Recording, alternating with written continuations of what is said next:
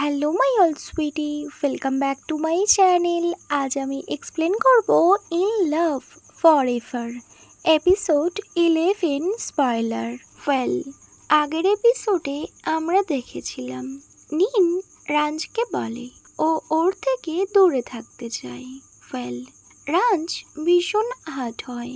Next রাঞ্জকে দেখায় রাঞ্জ ভীষণ upset হয়েছিল আর ও ওর মমের সাথেই ছিল। ওর মম যখন নোটিস করে ওনার ডটার এখনও নিনের কথা মনে করছে, উনি ভীষণ অ্যাংরি হয়ে যায় আর বলেন তুমি মুভ অন করে নাও। বাট রাঞ্জ কোনোভাবেই এগ্রি করে না। রাঞ্জের মম ওকে বলে শুধুমাত্র নিনের জন্য আজ তোমার এমন অবস্থা। ওয়েল, তুমি ওর কাছে কখনো যাবে না। আমি চাই না তোমরা দুজন একসাথে থাকো। তো রাঞ্জ ভীষণ লাউডলি বলে নো মম, এইসব সিচুয়েশনের রেসপন্সিবিলিটি নং নিনের নাম। আর আজ আবার এই সিচুয়েশনের মেন রিজন হলে তুমি। যদি আমাদের মধ্যে ডিভোর্স হয় সো তার রেসপন্সিবল শুধুমাত্র তুমি। তোমার জন্য এত প্রবলেম ক্রিয়েট হচ্ছে, নগনিনের জন্য আমার লাইফে কোনো প্রবলেম নেই। ওয়েল মম, এবার থেকে তুমি আমার লাইফ আর কন্ট্রোল করতে পারবে না। আমি সেটাই করব যেটা আমি চাই।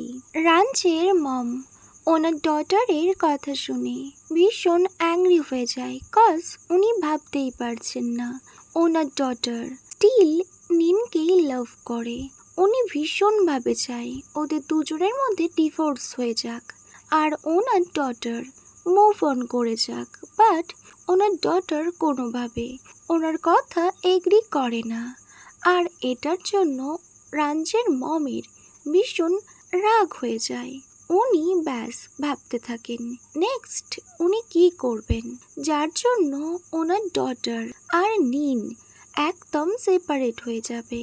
ওয়েল, নেক্সট সিন কাট হয় আর নিনকে দেখায় নিন একটা রেস্টুরেন্টে ছিল আর ওর ফ্রেন্ডসদের সাথে কথা বলছিল। ওয়েল, ওর ফ্রেন্ডস ওকে আস্ক করে নিন তুমি রাঞ্জকে ডিভোর্স কেন দিতে চাও? I know you still love Ranj, so তুমি কেন ডিভোর্স দিচ্ছ?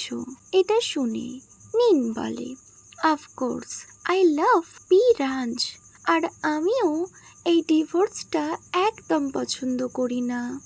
বাট আমার কাছে সেকেন্ড কোনো অপশানই নেই, কজ সবসময় রাঞ্জ আমার আর ওনার মমের মধ্যে ব্যাস আটকে যায়। উনি কাকে চুজ করবে এমন সিচুয়েশনে ওনার পড়তে হয়, আর এটা আমি কখনোই অ্যাকসেপ্ট করতে পারবো না। এটা বলে নিন ভীষণ আপসেট হয়ে যায় আর ও অনেক কাঁদতে থাকে। ওর ফ্রেন্ডসরা ওকে কাম ডাউন করার অনেক চেষ্টা করে। ওয়েল, নেক্সট সিন কাট হয় আর নিনের মম আর ড্যাডকে দেখায় ওরা দুজন একে অপরের সাথে কথা বলছিল। নিনের মম বলে ওয়েল, আমাদের অবশ্যই রাঞ্চের মমের নামে কেস করা উচিত। তো নিনের পাপা বলে নো নিড। ওয়েল, আমরা ওনার কর্মার উপর সব কিছুই ছেড়ে দিই, দেখবে উনি ঠিক পানিশমেন্ট পেয়ে যাবে। আদার সাইড নিনকে দেখায় নিন ভীষণ ডিস্টার্ব আর ভীষণ আপসেট ছিল। সো নিন সি বিচে যায় আর ও সমুদ্রের দিকে ব্যাস এগিয়ে যেতে থাকে।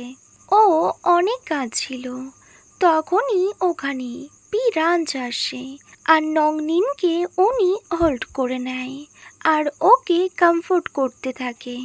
দেন ওরা দুজন একে অপরকে কিস করে। অ্যাকচুয়ালি ওদের মধ্যে যে প্রবলেমটা ছিল সেটা ওরা সলভ করে নেয়। ওয়েল, আদার সাইড নিনকে দেখায় নিন পার্কিং লটেই ছিল।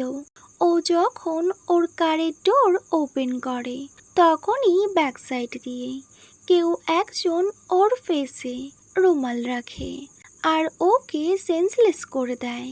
দেন নিনকে একটা স্টোর রুমে আটকে রাখে আর ওকে চেয়ারের সাথে বেঁধে রেখেছিল।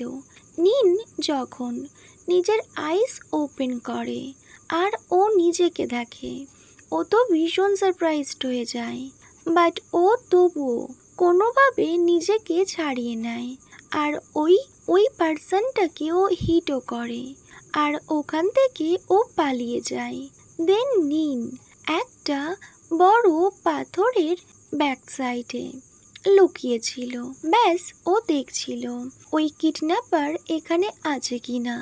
সাডেনলি নিনের শোল্ডারে একজন হাত রাখে।